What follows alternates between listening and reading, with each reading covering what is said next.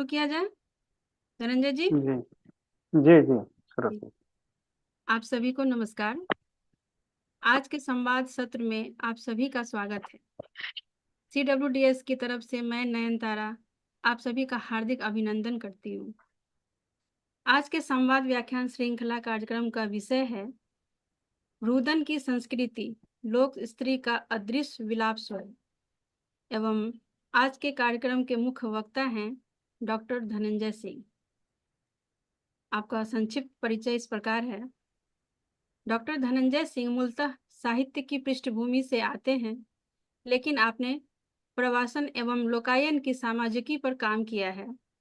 आप पांडिचेरी में doctor Sarvepalli Radhakrishnan government arts college में पढ़ाते हैं। इसके पूर्व आप भारतीय उच्च अध्ययन संस्थान शिमला और Nehru memorial museum and library तीन मूर्ति में फेलो रह चुके हैं। आपने पूर्वियों का लोकवृत्त वाया देश प्रदेश, भिखारी ठाकुर और लोक धर्मिता, प्रवासी श्रम इतिहास, मौखिक स्रोत भोजपुरी लोक साहित्य, प्रवासी श्रमिकों की संस्कृति और भिखारी ठाकुर का साहित्य इतिहास इत्यादि किताबें लिखा है।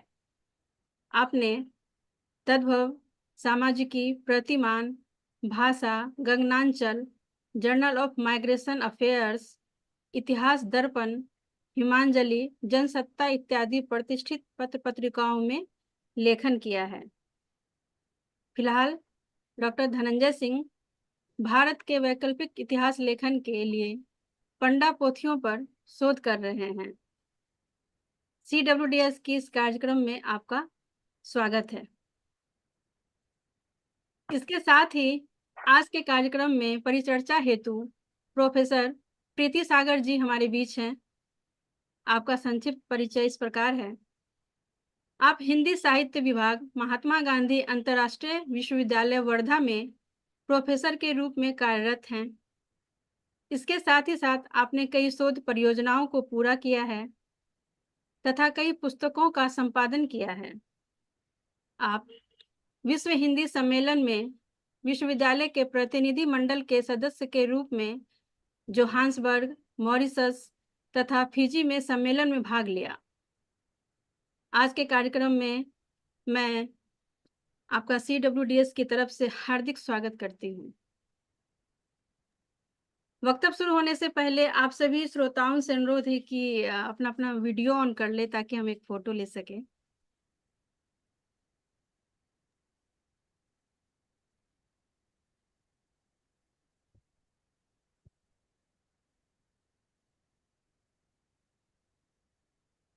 नयनतारा जी, मेरी आवाज मिल रही है आपको? हाँ हाँ हाँ, मैं सुन रही हूँ मधु जी।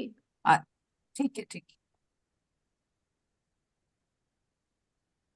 सभी अपना अपना वीडियो ऑन कर लें। Yes ma'am.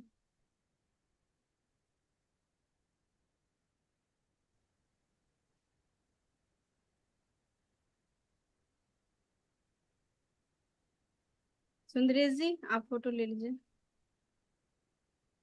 हाँ, ठीक है, ठीक है। ठीक है, धन्यवाद। और अब मैं व्याख्यान के लिए डॉक्टर धनंजय जी को आमंत्रित करती हूँ। डॉक्टर धनंजय जी। सबको मैं प्रणाम करता हूँ। मैं आभारी हूँ centre for women's development studies Delhi संस्थान का, संस्थान के निदेशक प्रोफेसर एन मानिमेकलाई जी का, और संस्थान के सभी एकेडमिक सदस्यों का, और विशेष रूप से नयनतारा जी आपको कि आपने इस व्याख्यान के लिए मुझे आमंत्रित किया। यह जो आज की जो चर्चा जिस विषय पर होने वाली है, ये हम करने जा रहे हैं, दरअसल रुदन की संस्कृति, इस पे मैं एक आध जगह मैं चर्चा कर चुका हूँ, लेकिन यह विषय इतना बड़ा है, व्यापक है कि अभी इस पर बहुत कुछ आ, काम करने की जरूरत है। इसके पहले ये इसका कुछ हिस्सा तद्भव के अंक में छप चुका है, लेकिन आज जो मैं बात करूंगा कुछ उसके साथ में जोड़ते हुए अपनी बात रखूंगा। आ, रुदन आमतौर पे बड़ी जीवन का कहना चाहिए कि आज का जो मध्य वर्ग है, शहरी समाज है, वो रोने को बहुत अच्छा नहीं मानता है। लेकिन जो भारतीय जो समाज है, खासतौर से जो लोक समाज रहा है, तो वो वहाँ पे वो एक स्वाभाविकता के रूप में रहा है। लेकिन मैं जिस रुदन पे बात करने जा रहा हूँ, वह रुदन एक संस्कृति है, एक परंपरा है, और एक ऐसी परंपरा बनी कि इस परंपरा के बारे में हम कह सकते हैं कि यह परंपरा दरअसल यह पुरुष या पितृसत्तात्मक समाज के जरिए या माध्यम से जो दबाव बना, उस दबाव में ही स्त्रियों का यह रुदन आया है। और यह दबाव एक तरीके से एक परंपरा बन गया, और ये परंपरा न केवल भारत में रही है, बल्कि भारत के बाहर दुनिया भर में ये रही है। मैं शेयर करना चाहता हूँ अपना पीपीटी जो है, क्योंकि मोबाइल पे है तो थोड़ा सा मुझे दिक्कत हो रही है, और लैपटॉप मेरा ठीक से काम नहीं कर रहा है।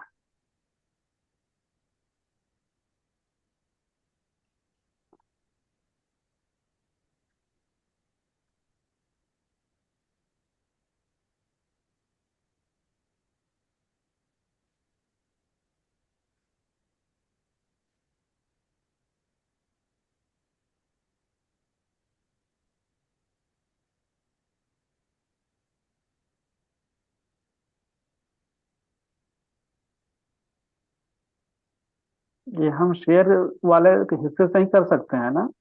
हाँ, शेयरिंग गूगल। हाँ enabled है। Please share your screen. Share your screen. जी, माइक शेयर पॉइंट।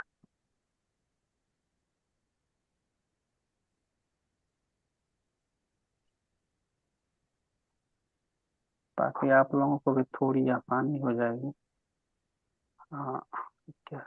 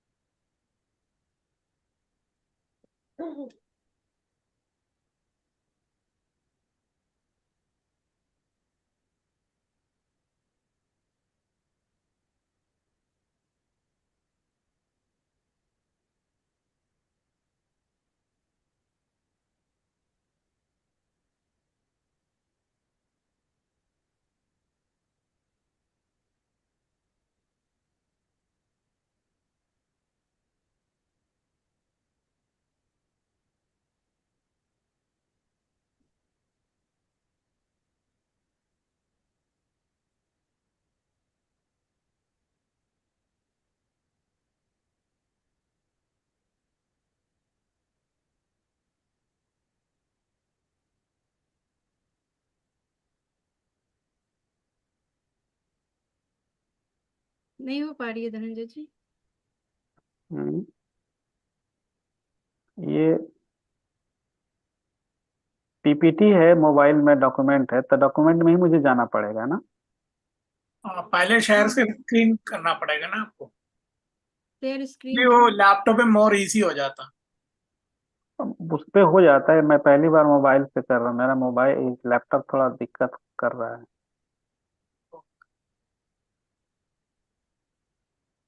हाँ, अगर सेंड कर दीजिए, हम लोग यहीं से कर लेते हैं, अगर अगर दिक्कत हो रही है तो।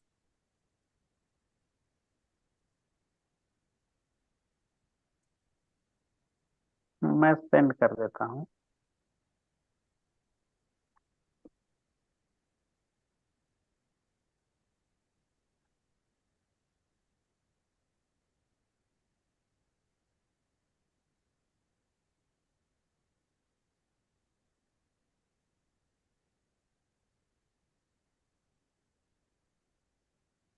ये आईडी से सेंड कर दीजिए आप।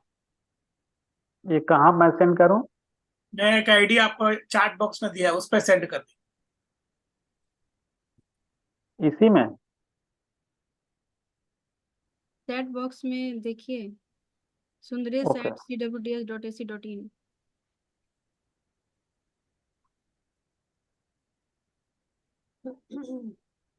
ये ज्यादा समय लग जाएगा, इससे बेटर है कि मैं ऐसे अपनी बात रखता हूँ, है ना। पता नहीं मैं कर पाऊंगा नहीं कर पाऊंगा, इसको हम फिलहाल इसको छोड़ते हैं।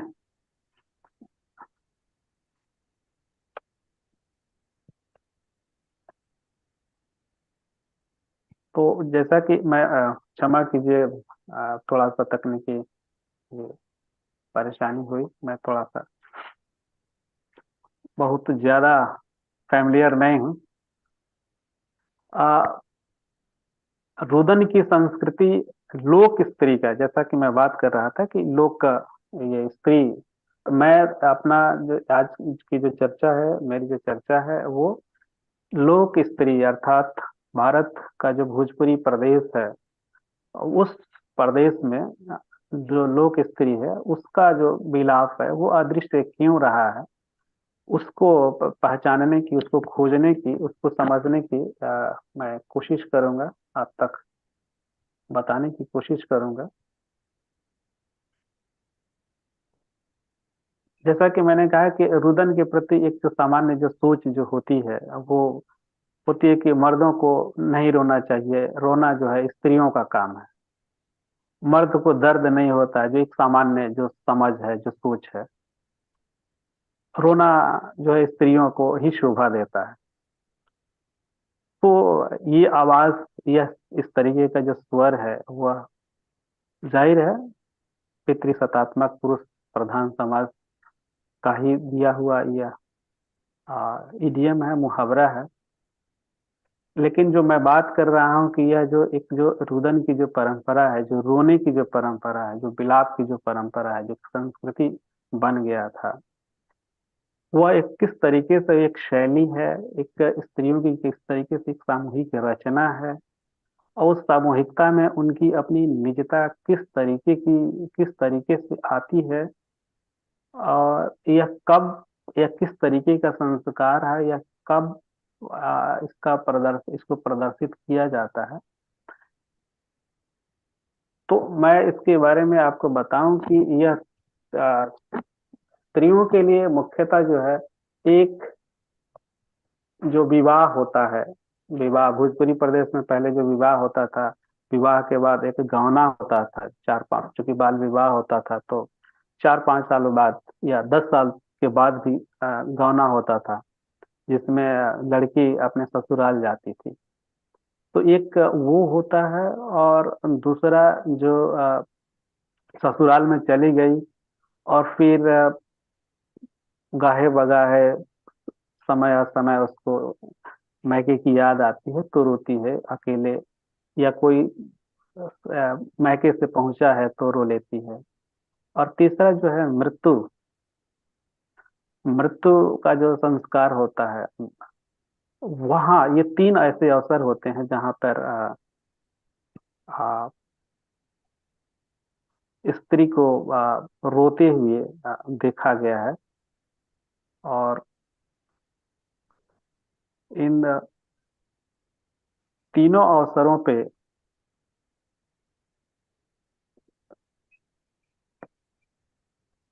से जिस तरीके का एक जो एक ये जो पूरा एक माहौल रहा है, एक जो एक तरीके से माहौल के बजाय ये कहें कि एक जो एक इतिहास रहा है, पर इतिहास में कहीं कोई जगह नहीं मिला है, कहीं किसी किसी जगह चर्चा नहीं हुई है। तो इसकी चर्चा के लिए मैं, एक तो मेरी अपनी स्मृतियां हैं खुद की जो बचपन में हमने देखी है, दूसरा कुछ सेकेंडरी जो किताबें हैं, कुछ पत्रिकाएं हैं, और खास तौर से कुछ लोगों से जो बातचीत है, जो बुजुर्ग लोग रहे हैं या जिन्होंने अपने जीवन में इस तरीके की चीजों को देखा है, उनसे बातचीत के आधार पर मेरी चर्चा का आधार बना है। तो इस चर्चा में जो रुदन की जो वजह है, जो कारण है, वो आमतौर पे ये भी दरवाजा जो से जी, मेरी आवाज पहुंच रही है? जी जी पहुंच रही है। हाँ, तो इसकी जो वजहें हैं, जो कारण है, एक तो ये रहा क्योंकि बाल विवाह रहा है, तो बाल विवाह में छोटी बच्ची है और घर से ससुराल जाएगी, तो वो उस अबोध बच्ची को जब कुछ पता नहीं है और पूरी तरीके से अनभिज्ञ है, तो ऐसे में जो उसका जो विलाप होता होगा, जो इस तरीके का क्रंदन करती होगी, और उस क्रंदन के वक्त जो वो बोलती होगी और जिस करुणा में वो बोलती होगी, वह कितना मर्माहत करने वाला होता होगा। एक आध इस तरीके के बचपन में हमने अपने घर में बहनों को जाते हुए देखा है, लेकिन हमारे घर में बहनें जब गई थी तब इस तरीके से अबोध नहीं थी, लेकिन कुछ एक घरों से अबोध जो बालिकाएं थी वो गई हैं, तो उनका जो विलाप होता होगा, मैं कल्पना के माध्यम से ही कह सकता हूँ। या कुछ जो लोक जो गीत हैं, बहुत सारे लोक गीत हैं, उनको हालांकि वह पुरुषों के द्वारा ही अभिव्यक्त किया गया है, तो वो वजह हो सकती है रोने की। और यह भी देखती होंगी कि जो बहू यहाँ पे आई है उसकी किस तरीके की जिम्मेदारी निभाती है, उसको क्या क्या झेलने पड़ते हैं, कैसे कैसे क्या क्या काम करना होता है, ये चीजें हैं। इसके साथ में जो अगर इस भोजपुरी समाज के जो निम्न वर्गीय समाज कहें या पिछड़ा समाज कहें, इस समाज की जो स्त्रियां जो रही हैं वो जो रोती हैं, तो वो उनका रोने का एक जो सामाजिक जो कारण है कि शादी के बाद जब ससुराल जाती हैं तो वह बल्कि अपने घर में ना जा करके, अपना ससुराल वाले घर में ना जा करके, वहाँ गांव का या इलाके का जो जमींदार होता था या मुखिया होता था, तो वो किसी भी अपर कास्ट हो सकता है या पिछड़ी जाति का भी हो सकता है, तो उनके घर वो बिताना होता था। और कई बार वो जमींदार के नाम पे वो वहां पे कोई देवता का मंदिर होता था और उस मंदिर में रहना था। तो ये सब स्थितियां हो सकती हैं आ, आ, स्त्री के रोने की। और उस रोने में जिस तरीके की जो उनके जो बयान आते थे, वो बयान एक तरीके से करुणा का जो काव्य कह सकते हैं। और उस कविता में वह करुणा किस तरीके से अभिव्यक्त होकर के आती है, वह कितनी कलात्मक है या प्रतिरोधी है, या किस तरीके से है, उसको कैसे कैसे समझा गया है। तो क्या यह मैं जो बात करने जा रहा हूँ, मैं पहली बार बात करने जा रहा हूँ? बेशक नहीं। इससे पहले विश्व भर में इस पर काम हुआ है, और वो विश्व भर की स्त्रियों पर कुछ काम जो हुए हैं, मैं कुछ नाम गिना देता हूँ। जैसे बोलीविया है, बोलीविया की लेमी इंडियंस हैं, वहाँ की उन स्त्रियों पर काम हुआ है। ग्रीक स्त्रियों पर हुआ है। पपुआ न्यू गिनी की कलुली स्त्रियों पर काम हुआ है। चिली की अरुकेनियन स्त्रियों का रुदन पर काम हुआ है। आयरिश के अंतिम संस्कार पर रुदन जो करने वाली स्त्रियां हैं उन पर हुआ है। नेपाली स्त्रियों के पीड़ा गीत पर काम हुआ है। अफगानिस्तान में पख्तून स्त्रियों की पीड़ा की निजी कहानियों पर काम हुआ है। फिनिश से कारेलियन समुदायों के विवाह विलाप पर काम हुआ है। चीन की स्त्रियों पर काम हुआ, चाइना, राजस्थान की जो रुदाली परंपरा है उस पर भी काम हुआ है। हमारे तमिलनाडु की जो अछूत स्त्रियों का जो रुदन गीत है उस पर भी कुछ काम हुआ है। उत्तर भारत में जो ज्यादातर जो फिल्मों में, जो बॉलीवुड में दुल्हन के जो विदाई गीत है उस पर थोड़ा बहुत काम देखने को मिला है, लेकिन इन लोक स्त्रियों पर नहीं हुआ है। और इन स्त्रियों पर काम करते हुए जो देखने की जो दृष्टियां जो हुई है, यानी जो उनके अध्ययन के जो अपने संदर्भ हैं, वो कुछ इतिहासकारों ने, कुछ एंथ्रोपोलॉजी विषय, एथनोग्राफी या अस्मिता या साहित्य, जेंडर अध्ययन करने वाले लोगों ने काम किया है। और मुख्यतः उनके कामों में दो दृष्टियां वो दिखाई देती हैं। एक तो ये है कि ये इतना कम काम हुआ है तो इसको एक लोक शैली में समझने की कोशिश की है। और दूसरा कि जो उन स्त्रियों का जो रुदन है उस रुदन को अ, एक शिकायत के रूप में, उनका शिकायत है, उनको शिकायती स्वभाव के रूप में समझने की कोशिश की है। इसके अलावा जो कुछ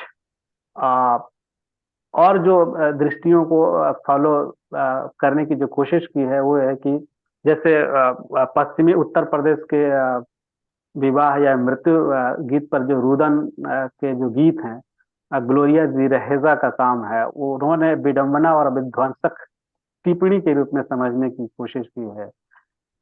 लीला अबू का काम है, वो पितृसत्तात्मक संरचनाओं के प्रतिरोध के रूप में।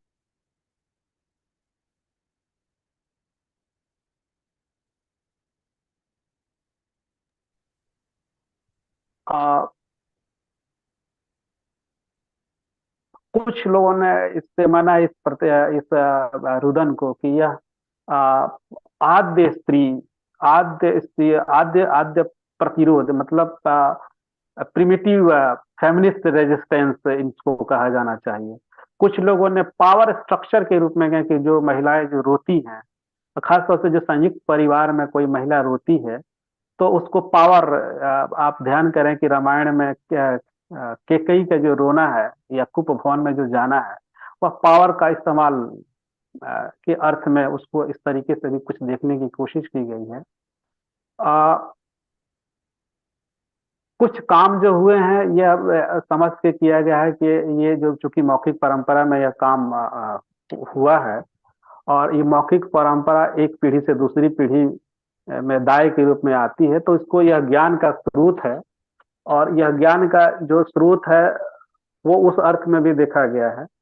लेकिन मुझे जो समझ में आता है कि यह जो मौखिक परंपरा है, अधिकतम भोजपुरी प्रदेश वाला जो जो रुदन की जो संस्कृति है, वह एक कला के रूप में ज्यादातर है, एक दूसरे को सिखाने और कला किस तरीके से जो रोने की जो कला है, जो स्त्री जितनी अच्छे सुर में या स्वर में रो सकती है, वह उसमें उतनी ही ताकत होती है। वहां पे जो लोग होते हैं, जो रोने के जो एक जो समय होता है, अवसर होता है, खास जो अवसर होता है, तो वहां पे मौजूद लोगों को उसमें उसके रुदन में वो रुला देने की कितनी क्षमता होती है, उस अर्थ में मैंने देखने की और समझने की, और मैंने देखा भी है, तो मैं उस अर्थ में देखने की कोशिश मैंने किया है। चूंकि मेरा जो काम है वो भोजपुरी का जो लोकवृत्त है, जो उस लोकवृत्त में इस रुदन को देखने की मैंने कोशिश की है। तो एक बेनेडिक्ट एंडरसन का जो एक सेंटेंस बड़ी इस मामले में हमारे काम का है, वो कहते हैं कि जो गांव है जहां पर व्यक्तिगत मुलाकातों के आधार पर आइडेंटिटी का निर्धारण होता है, तो इसको इन चीज को छोड़ करके बाकी जो आइडेंटिटी होती है वो सब काल्पनिक होती है। सिर्फ एक दूसरे से जो मिलना जो है, मिलने के क्रम में जो बातचीत है, वो बातचीत जो गांव के लोगों का है, बहुत कुछ इस तरीके से एक आग्रहों के आधार पर, और वो आग्रह जो है वो भौगोलिक और सांस्कृतिक भिन्नता के आधार पर एक दूसरे के प्रति इस तरीके की धारणा वो बनाते हैं। जैसे कि मैं कहूँ कि जो भौगोलिक जो अंतर आता है, जैसे उत्तर वाले जो एक दूसरे के उत्तर में अगर पढ़ रहे हैं, तो उत्तर वाला जो होगा वो हेठरिया कहलाएगा, दक्षिण वाला दक्षिणाहा कहलाएगा। और ये कॉन्टेक्चुअल, ये संदर्भ के अनुसार हर गांव का जैसे जैसे वो भूगोल बदलते जाएगा, उस तरीके से नाम ये इस तरीके से होते जाएंगे, एक दूसरे को हेठरिया और दक्षिणाहा का संदर्भ बदलते जाता है।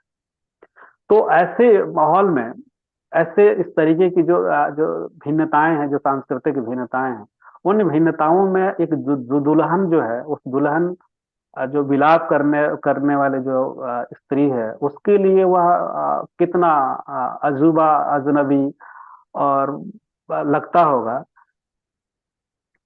तो अब ऐसी स्थिति में उसका इस तरीके से जो रोना है, वो उसने जो उसकी जो ट्रेनिंग हुई है विवाह के वक्त या गौना के वक्त, और जो ग्रामीण स्त्रियों ने, घर की स्त्रियों ने जो उसकी जो प्रशिक्षण दिया, उस प्रशिक्षण में उसका अपना जो दुख है, जो जाति समय उसका जो निकलता है, तो उस वक्त वह सारा कुछ बयान करना शुरू कर दे, उन बयानों से आप आसानी से समझ जाएंगे कि जो दुल्हन है यह दक्षिण दिशा में ब्याही गई है या उत्तर दिशा में, उम्र दराज लड़के से ब्याही गई है या कमसिन लड़का है, सांवला लड़का है या गोरा लड़का है, लंबे कद वाला है या नाटा है, अमीर घर में है या गरीब घर में गई है, पति पढ़ा लिखा है या अनपढ़ है, खून खराबे वाले गांव में ब्याही गई है या अच्छे गांव में जा रही है, या बाढ़ग्रस्त इलाके में गई है या फिर सूखे वाले गांव में जा रही।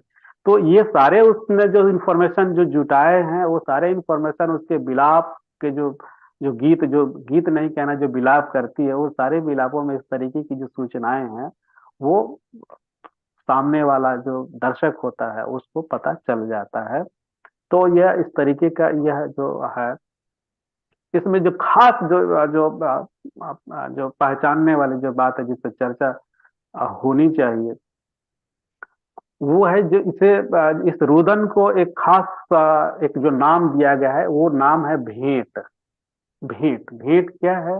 भेंट जब दो स्त्रियां चुपका मुक्का बैठ के एक दूसरे को पकड़कर, गले से पकड़ करके कंधे पे एक दूसरे के कंधे पर सिर रख देती हैं और बाहों में भर लेते हैं और भर के फिर आ, मधुर स्वर में रोती हैं और गाती हुई आपको लगेगा कि ये गा रही हैं। और ये रुदन का यह जो जो क्रम है, वह उन यह जो सत्र है उनका इस आधार पर तय हुआ है कि उन दोनों के बीच के आपसी जो रिश्ते हैं वो कितने गहरे हैं। अगर रिश्ता उनका गहरा है तो वह रोने का जो सत्र है वह लंबा हो सकता है, 10 से 15 मिनट तक हो सकता है, और कम होगा तो कम होगा। तो ये स्त्रियों के साथ में है, लेकिन जो लड़की है जिसे विदा होना है, वह विदा होती जो लड़की है, क्या पुरुषों के साथ भी इसी तरीके से रोती है? नहीं। पुरुष वहां पे, पुरुष का जो लड़की है, दुल्हन है, वो उसका पैर, पिता का पैर, बड़ा भाई है तो बड़े भाई का पैर इवन छोटे भाई का भी पैर पकड़ करके, चाचा, परिवार का कोई भी अन्य पुरुष है उनका पैर पकड़ करके रोती है, और वो सारे संबंधों को कि आप हमें कहाँ भेज रहे हो, इसी दिन के लिए आप लोगों ने हमें पाला पोसा और खिलाया पिलाया था, इन सारी चीजों को अपने वो रुदन बयानों में वो बोलती है। तो यह जो भेंट है जिसकी हम चर्चा करें कि दो स्त्रियां इस तरीके से करती है, तो ये जो अवसर है वो कौन कौन से ऐसे अवसर रहे हैं जिस पर इस तरीके का यह जो एक जो प्रदर्शित करती हैं। तो एक तो विवाह और गौने की जो हमने चर्चा की कि दूसरा है ये जो मायके लौटने पर, जब लड़की जब मायके लौटती है तो उस वक्त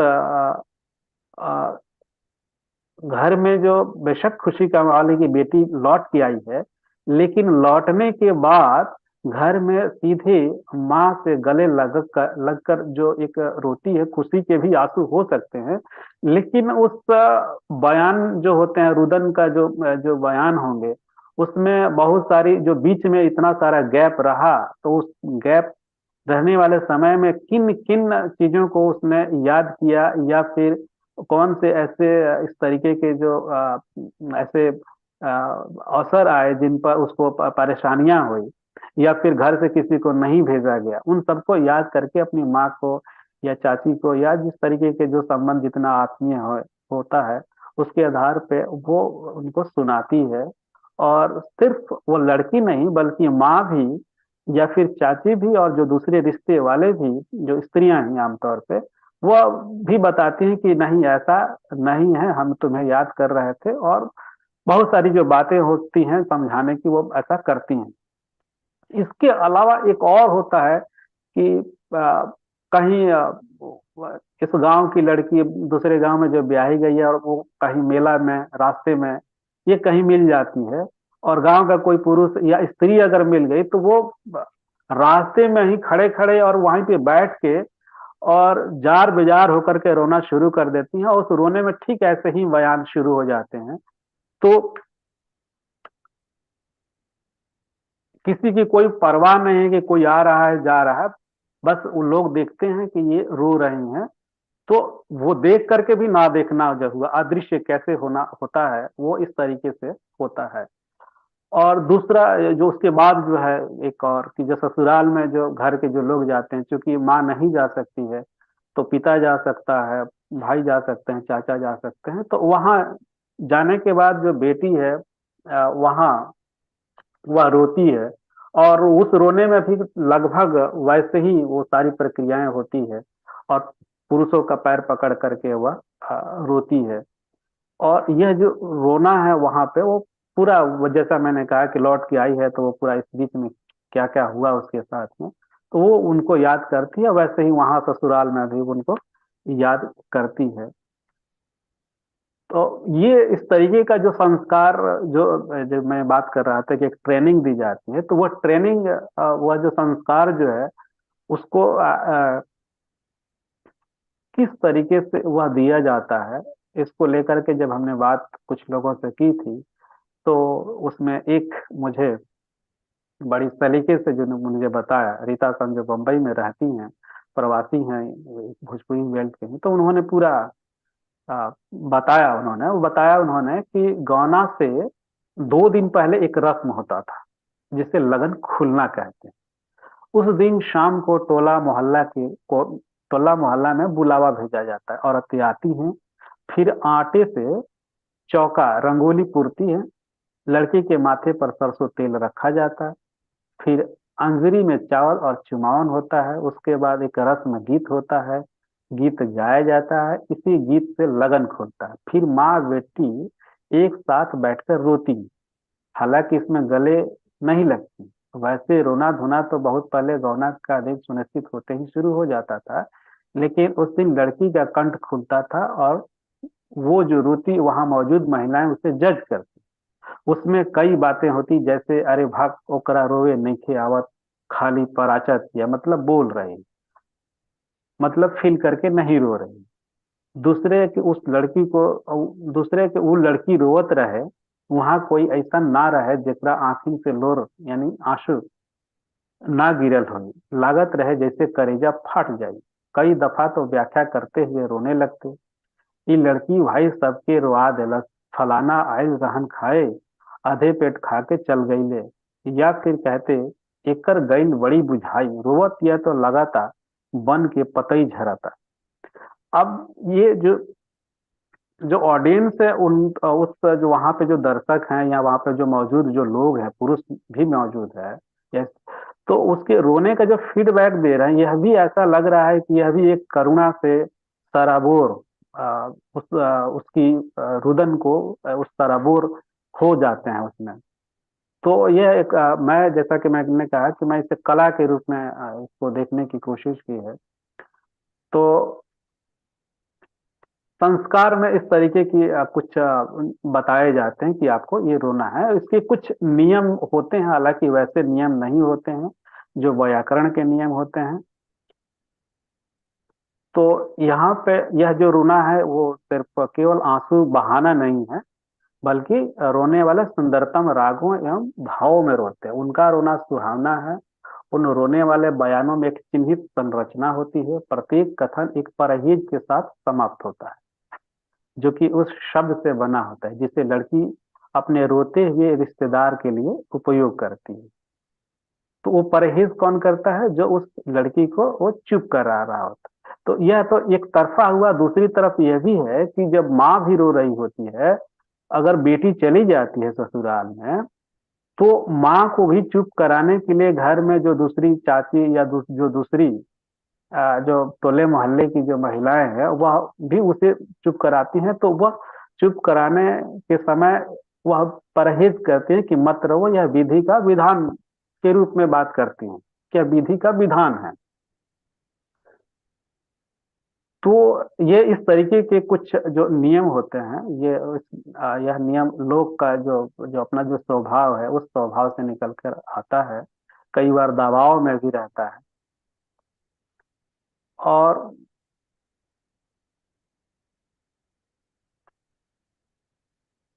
कुछ इस संदर्भ में हमने कुछ जो विलाप के जो संवाद हैं कुछ लोगों से मैंने बातचीत की थी, कुछ लोगों से लिखवाया था, तो कुछ लोगों ने वो जो दिया था मुझे, तो वो एक खास तरीके का एक सुर होता है, एक स्वर होता है, एक उसी अंदाज में उनको रोना होता है और वो करुण होता है।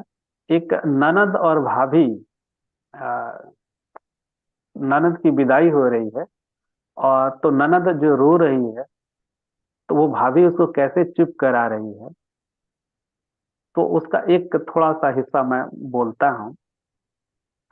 चूंकि यह गीत के रूप में होता है, तो मैं गीत वो गा नहीं सकता हूँ और ना मैं रो सकता हूँ, ना रो पाऊंगा, ना मुझे वो संवेदना मिली हुई है।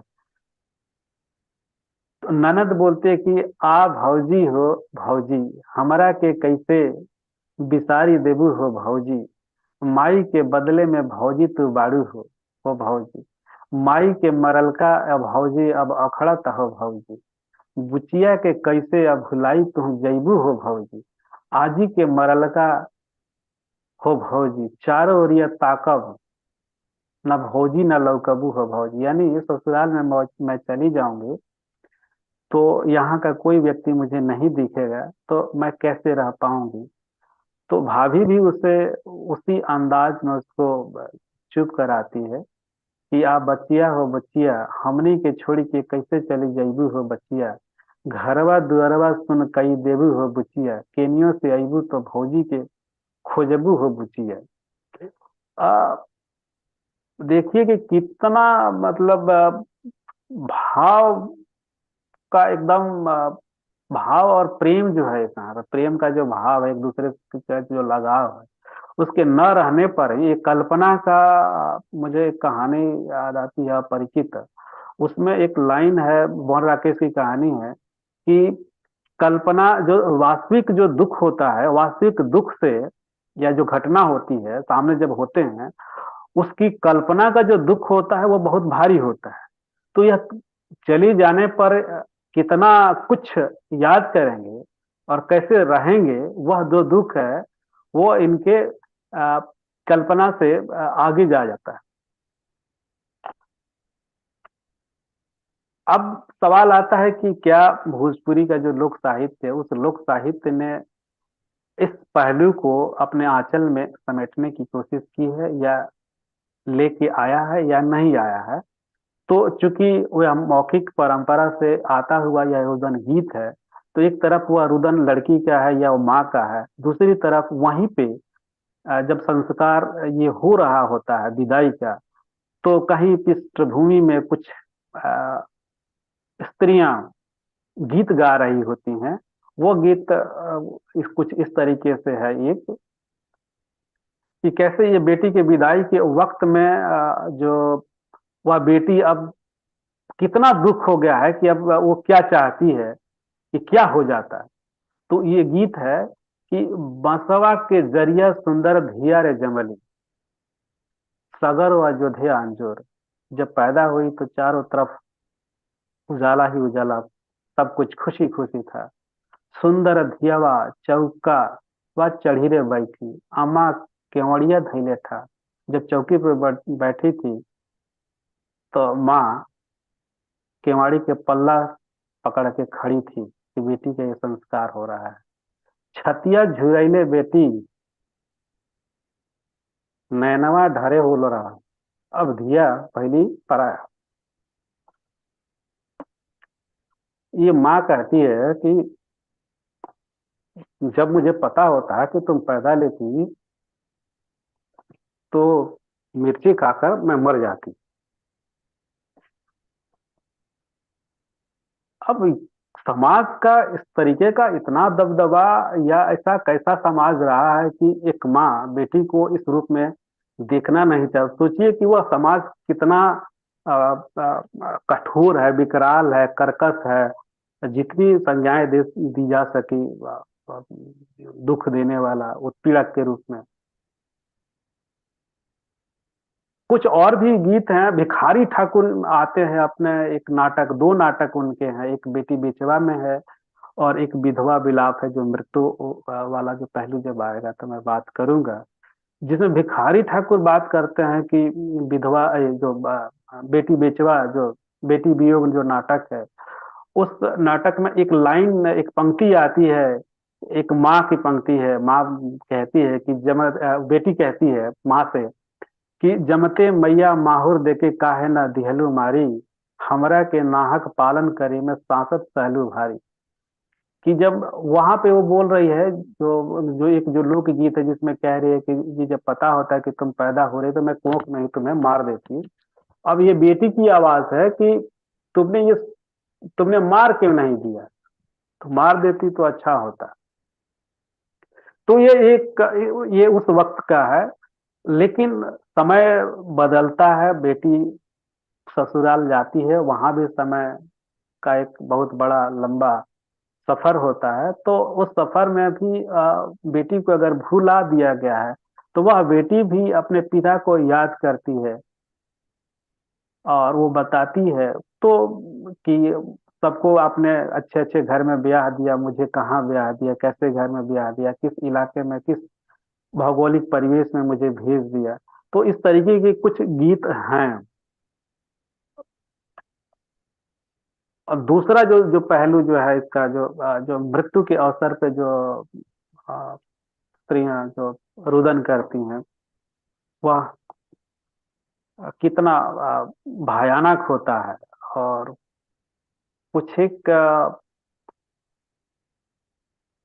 लोगों से मेरी बात हुई इस सिलसिले में, खास तौर से जो स्त्री दोस्त जो हैं, तो उनका मतलब उनके भी पिता या माता की मृत्यु हुई तो उनको भी, अगर वो गांव में ऐसा कुछ उनका नाता रहा तो उनको भी उस वक्त में उनको दबाव दिया है कि तुम जाओ और आ, जो मृतक के पास जाकर के छाती पर पीट पीट कर रो। अब जो पढ़ी लिखी लड़की होगी वो छाती पे पीट पीट कर वह कैसे रो सो सकती है? उसकी ट्रेनिंग, उसकी प्रशिक्षण तो हुआ नहीं है, ना गांव में उस तरीके से रही है, तो वह नहीं रो सकती है इस तरीके से। तो लगातार चीजें खत्म होती जा रही हैं। तो आ,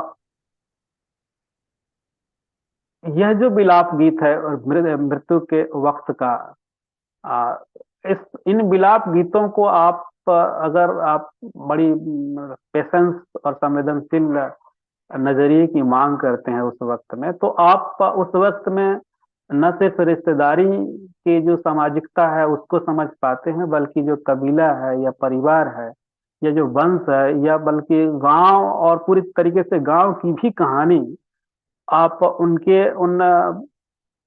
उन रुदन बयानों से, उन रुदन गीतों से आप समझ सकते हैं।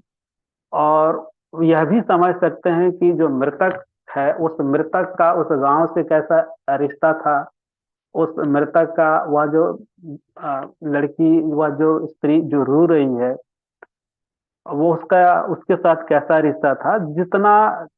जितनी गहराई, जितना आत्मीय उस मृतक से उसका होता है, उस आधार पे उसके जो रुदन है वो लंबे चलेंगे। उस तरीके से वो उन जो स्मृतियां जो हैं उसके साथ की, वो चाहे सुखद हो, ज्यादातर सुखद जो स्मृतियां होती हैं उन्हीं स्मृतियों को वो अपने रुदन बयानों में वो गाती हैं, दुख शोक गीत के रूप में। और अगर मृतक का शव अगर घर पे ही है तो रस्मी धुन पे वो सारी स्त्रियां जो शव है उसको घेर के वो मतलब रोती हैं। फिर वो लाश चली गई वो दाह संस्कार के लिए, तो फिर जब लौट के लोग आते हैं तो फिर ग्रुप में सामूहिक तौर पे एक दूसरे को पकड़ करके एक साथ में हो करके रोती हैं। और इस तरीके से 13वीं तक जो मृतक की जो 13वीं होती है अंतिम संस्कार जिसको बोलते हैं, वो 13वीं तक वो एक दूसरे, एक समय, निश्चित समय पर वो रोती हैं एक साथ इकट्ठा होकर के। और उस रोने के सामूहिक रुदन में उस मृतक के माध्यम से लगभग आपको उस घर परिवार और गांव की भी कहानी आप उन रुदन में आप देख सकते हैं, समझ सकते हैं।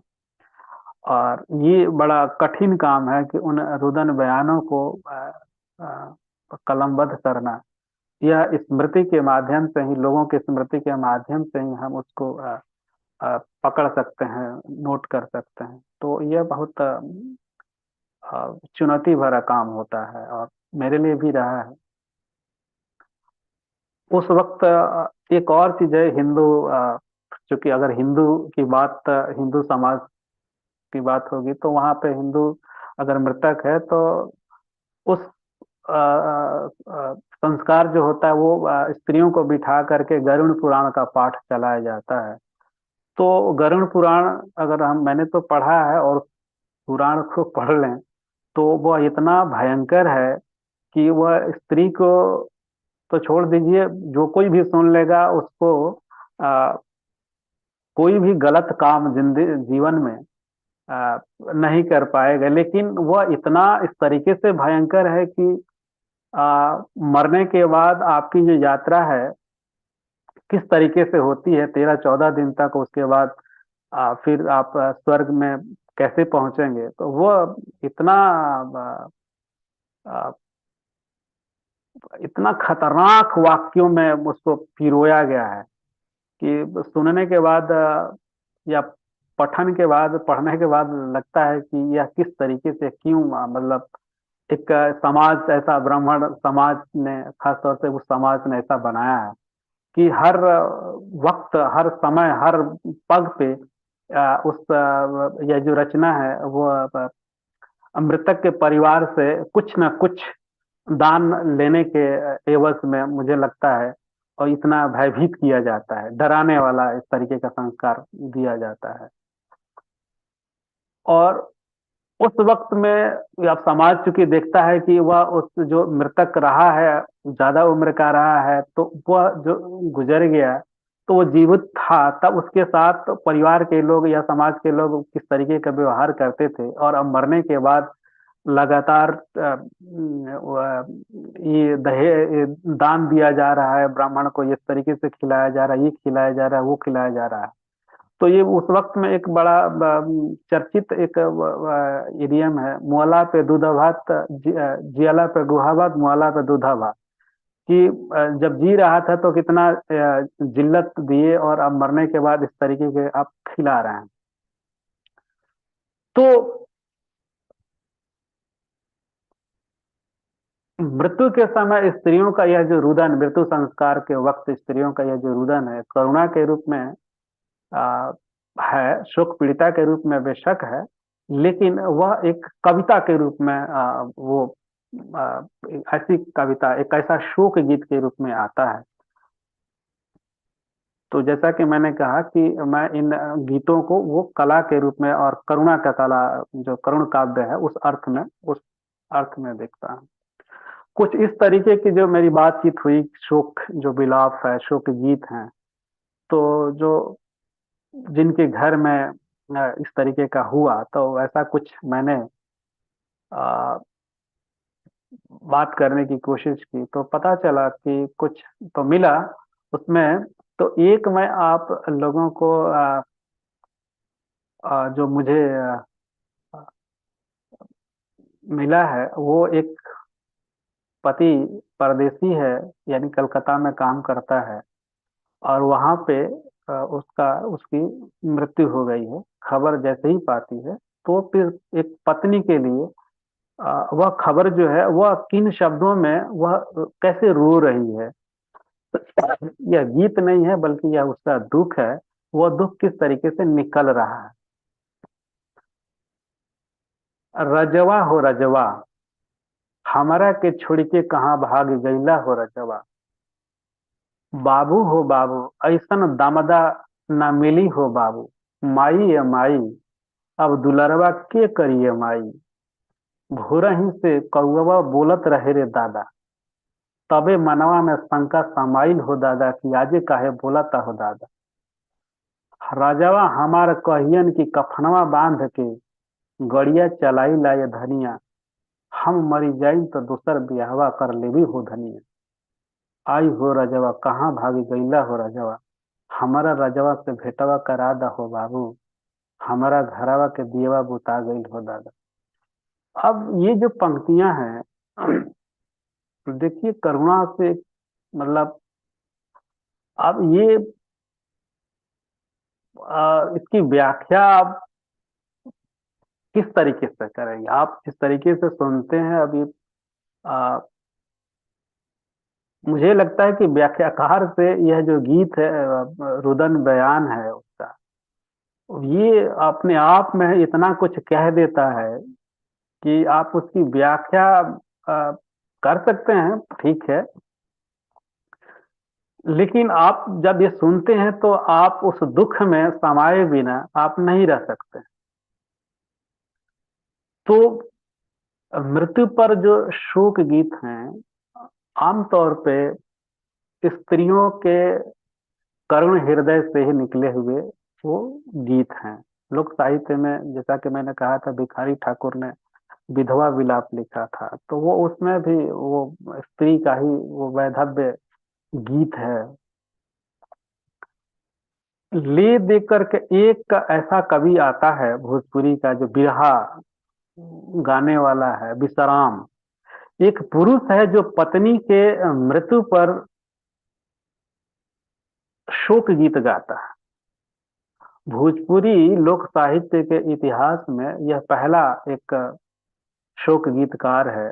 गीतकार उस अर्थ में नहीं कि लिखे और गाए, बल्कि उसका अपनी पत्नी का वह दुख है, जो उस दुख को, उस बिछड़न को वह गाता है। और भोजपुरी के बिरहा जो गायक हैं उनके लिए यह आज भी एक मानक के रूप में, शोक गीतों के संदर्भ में एक मानक के रूप में विश्राम का नाम आता है।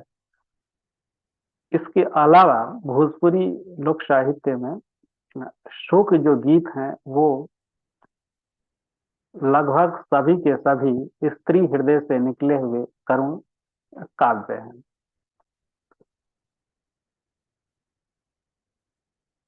तो कुल मिलाकर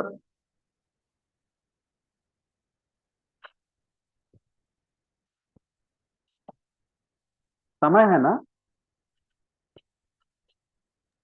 जी है समय। हाँ, 5-10 मिनट ज्यादा। तो कुल मिलाकर ये सवाल ये उठता है कि आ, एक समाज का एक बहुत बड़ा हिस्सा, और न जाने कितनी सदियों से, और इस तरीके के एक संस्कार के बहाने अपना विलाप करती हुई आती रही हैं, विलाप करती रही हैं, और एकेडमिक दुनिया में वो अदृश्य रही, कहीं नहीं दिखाई दी। स्त्रियों के संदर्भ में अगर कॉलोनियल जो राइटिंग है, या नेशनलिस्ट औपनिवेशिक लेखन हो, चाहे राष्ट्रवादी लेखन हो, वो ग्रामीण स्त्रियों की जो छवि है वो दूसरी तरीके की तैयार करके दिखाते हैं। जाहिर है औपनिवेशिक लेखन वो यह बताता है कि भारत की जो ग्रामीण स्त्रियां हैं वो बहुत अ, दुखी हैं, अनपढ़ हैं, अ, उनको सताया गया है। एक तरीके से भारत को असभ्य बताने की कोशिश होती है कि वो भारतीय अपनी स्त्रियों का कद्र नहीं करते हैं। और दूसरी तरफ राष्ट्रवादी लोगों ने, जो उस वक्त स्वाधीनता आंदोलन के वक्त में जब स्त्रियों की जो छवि तैयार कर रहे थे, तो उनको एक आदर्श महिला की ही छवि चाहिए थी, जो राष्ट्र के नाम पे खुद को समर्पित कर दे, अपने दुखों को भूल जाए, या उनका अपना जो दुख है वो सारा राष्ट्र के नाम उस तरीके से हो जाए। और जो गांव की जो स्त्रियां थी उनको जाहिर मोहफट और पता नहीं किन किन जो एक घृणास्पद शब्दों का इस्तेमाल करते हुए नाम लिया है। तो जब इस तरीके से समझा जाएगा तो जाहिर है इस तरीके की स्त्रियां अदृश्य ही रहेंगी। विवाह के वक्त जो ऐसी स्त्रियां जो रोती हुई जो दिखाई देती हैं, समाज विज्ञान ने भी उन्हें एकता और आनंद के दो समाज, दो गांव के समाज, दो परिवार के समाज को जोड़ने के अर्थ में उस खुशी को देखने की, कुछ लोग साहित्य ने भी उस अर्थ में देखने की कोशिश की है। लेकिन स्त्री के तरफ से, लड़की की तरफ से, वो उस परिवार में वो रोती हुई जो स्त्रियां हैं, वो रोने वाली स्त्रियों की तरफ ध्यान बहुत कम गया है, देखने की कोशिश ही नहीं की गई है। हालांकि यह अच्छी बात है कि आज जब आर्थिक सुधार हुआ है, तकनीकी सुधार हुआ है, शिक्षा का प्रसार हुआ है, इसकी वजह से जो रुदन की संस्कृति है वो उसका विलोपन हो गया है, लगभग खत्म हो गया है। हालांकि गाहे बगाहे आप कहीं कभी कभी आप देख सकती हैं गांव में, लेकिन काफी कम हो गया है। और कम होना अच्छी बात है कुछ अर्थों, काफी अर्थों में।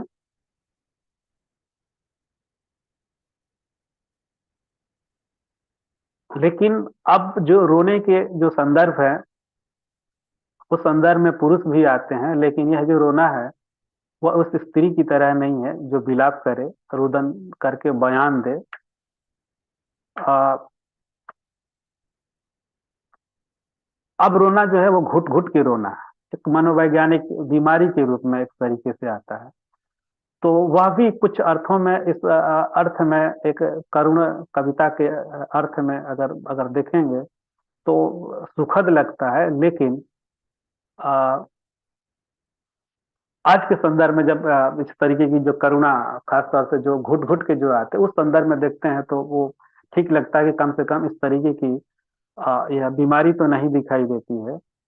पर उस संदर्भ को जब समझेंगे, उस स्त्रियों के उन संदर्भों को, तो निश्चित रूप से वह पीड़ा थी उनकी, उनका दुख था।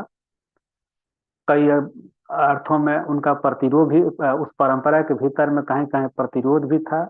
जहाँ पे जैसे कि भिखारी ठाकुर का जो नाटक बेटी वियोग है, वह बेटी प्रतिरोध करती है अपने पिता से, कैसे बेच दिया हमें। तो यह जो रुदन करने वाले स्त्रियों का जो यह जो करुण जो स्वर है, वह उनके आंसुओं के साथ आता है। तो इसलिए आंसुओं का इतिहास के लिए भी यह पहल करता है कि उन आंसुओं को किस तरीके से समझा जाना चाहिए। और भी बहुत सारे पहलू हो सकते हैं। मैंने एक इस प्रदेश के, इस इलाके की स्त्रियों को समझने की मैं एक प्रयास किया है। यह प्रयास कैसा होगा, कैसा है, और आप सब क्या अगर प्रतिक्रिया आती है तो मैं भी कुछ खुद को समृद्ध करूंगा कि कौन से पहलू को कैसे देखा जाना चाहिए। और ये प्रयास मेरा जारी रहेगा, क्योंकि मैं मानता हूँ कि कोई भी इस तरीके के जो लेखन है वो एक समय तक ही नहीं रहता है, बल्कि पूरे आजीवन वो चलता रहता है, क्योंकि समय के साथ में ये दृष्टियां बदलती जाती हैं। शुक्रिया आप सबका, आपने मुझे समय दिया। नयनतारा जी, आपका बहुत बहुत आभार कि आपने मुझे मौका दिया। और CWDS का हार्दिक आभारी हूँ। और आज जो इस चर्चा में जो जो मुझे सुन रहे हैं, उन सबका मैं हार्दिक रूप से आभारी हूँ कि समय दे करके मुझे सुना। और मैं उम्मीद करता हूँ कि उनसे उनकी जो प्रतिक्रिया होगी मुझे जरूर मिलेगी। इसके साथ थैंक शुक्रिया। धन्यवाद धनंजय जी। अब मैं प्रोफेसर प्रीति सागर जी को परिचर्चा के लिए आमंत्रित करती हूँ। साथ में मैं ये भी कहना चाहती हूँ कि यदि कोई सवाल या जिज्ञासा हो तो आप पूछ भी सकते हैं और मैसेज भी कर सकते हैं। तो प्रीति सागर मैम जी। मेरी आवाज मिल रही है आपको? यस मैम, मिल रही है।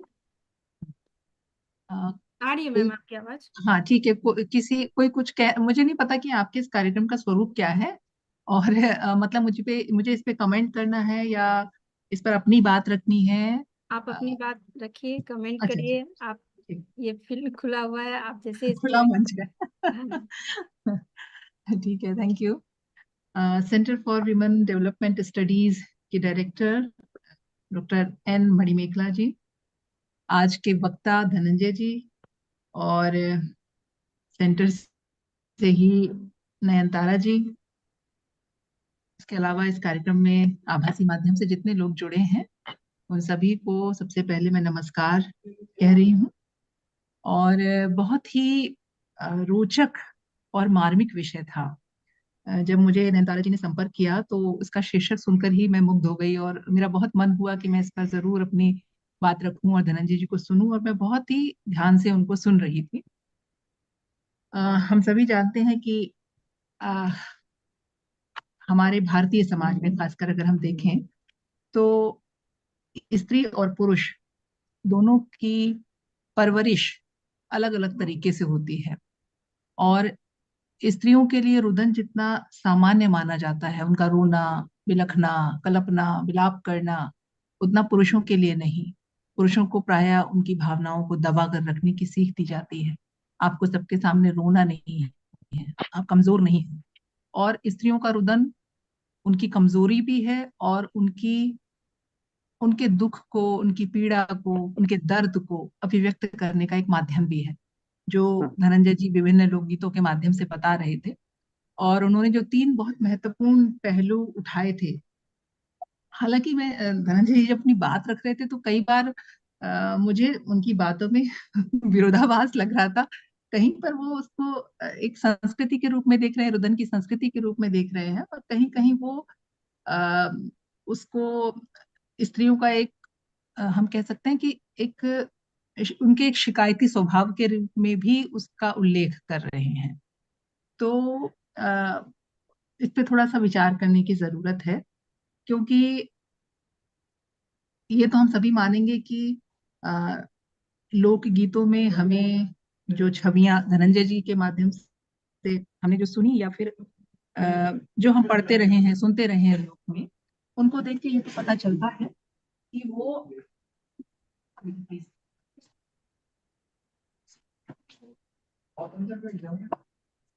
नहीं, कोई बात नहीं, आप एक काम करिए। हाँ, तो वो स्त्रियों के मन का दुख या दर्द है जो इस रूप में निकलता है। और चूंकि धनंजय जी जिस माहौल की बात कर रहे थे, जिस स्त्री समाज की बात कर रहे थे, वो शहरी समाज से बिल्कुल अलग है। जो स्त्रियां गांव में रही हैं, उस परिवेश में ढली हैं, जिन्होंने उन संस्कारों को पाया है, जिनकी परवरिश उस रूप में हुई है, उनका दुख दर्द इस रूप में व्यक्त होता है, जो हमें उन लोकगीतों में दिखाई देता है। उन्होंने 3 बहुत ही महत्वपूर्ण कहेंगे जीवन के हिस्से चुने थे स्त्रियों के लिए, जहां उनका ये दर्द सबसे ज्यादा झलकता है। जैसे पहला अवसर उन्होंने लिया था विवाह और गौने का। ये पहला अवसर होता है जब लड़की ये महसूस करती है कि जिस घर में वो पली बड़ी है, अभी तक अ, बड़े अभी तक की जो उसकी परवरिश हुई है, वो घर उसका नहीं है। ये बात तो उसको बचपन से ही बताई जाती है कि तुम्हें पराये घर जाना है, तुम्हें पराये घर जाना है, ये तुम्हारा असली घर नहीं है, असली घर तुम्हारा पति का घर है। और पहली बार उसे उस घर में जाना है जहाँ पे अ, सब अपरिचित हैं। हमें ये ध्यान रखना होगा कि इन लोकगीतों में उस कालखंड की बात है। ये आज का संदर्भ नहीं है, आज के शहरी समाज का संदर्भ नहीं है, मेट्रोपॉलिटन सिटी का संदर्भ नहीं है। हम गांव के संदर्भ में देखें तो उन लड़कियों के लिए हम ये भी जानते हैं कि आज भी भारतीय समाज का एक बहुत बड़ा हिस्सा ऐसा है, बहुत सारी लड़कियां ऐसी हैं जिनके विवाह के संबंध में उनसे कोई बातचीत नहीं की जाती, उनके निर्णय को कोई तरजीह नहीं दी जाती, उनकी पसंद नापसंद का ख्याल नहीं रखा जाता, और उन्हें किसी के भी साथ बांध दिया जाता है। तो उस लड़की की आप कल्पना कीजिए, उसके मन में कितना भय होगा, किस तरह की आशंकाएं होंगी अपने होने वाले घर के संबंध में, जो कि तथाकथित रूप से उसका असली घर कहा जा रहा है। तो उसके मन का वो भय, वो पीड़ा उन गीतों के माध्यम से निकल रही है। और ये धनंजय जी ने बहुत सारे उदाहरण दिए। ऐसे उदाहरण हमें भोजपुरी के अलावा हिंदी की अन्य बोलियों में भी मिल जाते हैं, जहाँ पर इस तरह की शिकायत या इस तरह का दुख, इस तरह का दर्द उनके गीतों में मिलता है। और उसके बाद मैंने कुछ इस तरह के गीत खोजने की कोशिश की, तो मैं एक आध का जिक्र करना चाहूंगी। जैसे धनंजय जी कह रहे थे कि जब बेटी ससुराल चली जाती है, जा रही होती है, उस समय वो सबसे अनुरोध करती है कि आपके साथ हमारा जो संबंध रहा था उसको भुलाना नहीं है, और मुझे याद रखना है, इस तरह से। तो जैसे हम जानते हैं कि बेटियों को तो ये शिक्षा दी जाती है कि वे रो के अपना दर्द बांट सकती हैं, पुरुषों को हमेशा रोने से मना किया जाता है। लेकिन अ, हमें इस तरह देखना चाहिए कि पुरुष भी एकदम इसी मनुष्य समाज का, इसी मानव समाज का हिस्सा है, वो भी एक संवेदनशील प्राणी है। तो ऐसा नहीं है कि उनके मन में कोई दर्द नहीं पैदा होता, वो भले ही आंसुओं के माध्यम से अभिव्यक्त नहीं होता, लेकिन कहीं ना कहीं उनकी भी आंखें छलछला जाती हैं, वो भी उन भावनाओं से द्रवित होते हैं।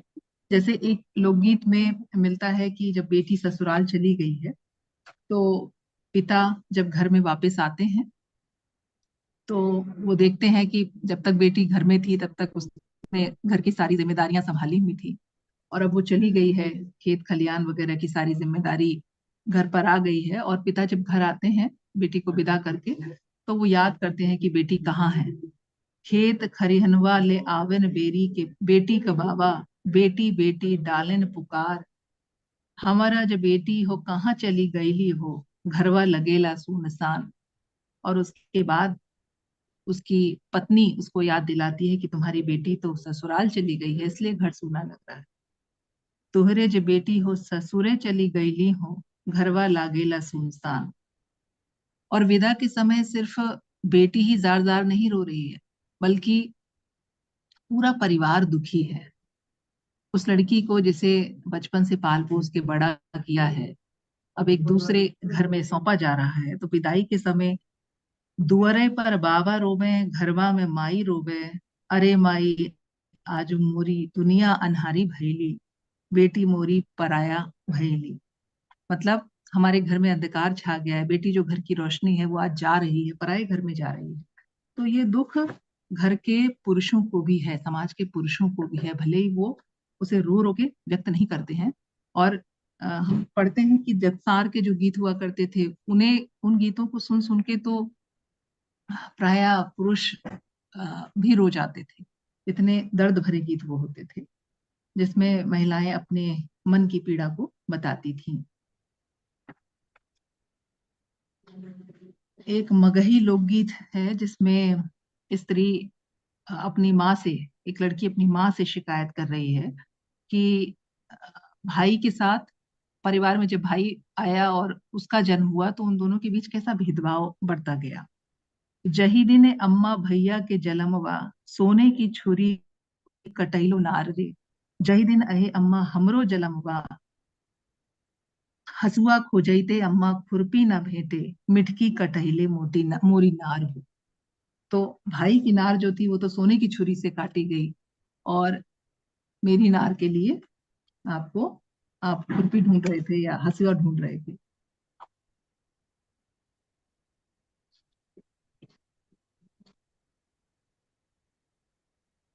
और